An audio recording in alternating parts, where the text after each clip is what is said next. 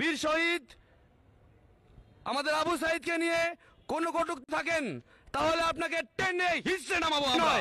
এই তাপসী তাপাচ্ছ মুর্মি অন্তর্বর্তীকালীন সরকারকে সে বলেছে এই সরকার অবৈধ। আসসালামু আলাইকুম।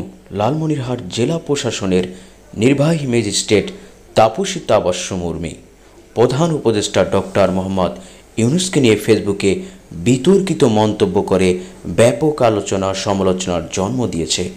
তার মতে আবু সাইদ একজন সন্ত্রাসী, বিশৃঙ্খলা করতে গিয়ে নাকি আবু সাইদ মারা গেছেন। চিন্তা করা যায়, মাত্র 2 মাসের মাথায় গণহত্যাকে অস্বীকার করা শুরু হয়েছে। আমাদের দেশের বিভিন্ন জেলায় কিন্তু এরকম স্বৈরাচারের দোসররা কিন্তু লুকিয়ে রয়েছে। তারা দেশকে নিয়ে প্রতিনিয়ত ষড়যন্ত্র করছে।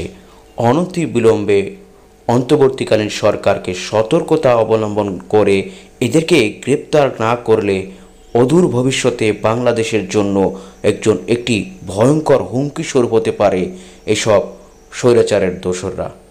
অনেকেই বলে থাকেন যে আসলে এদের পরিচয় কি।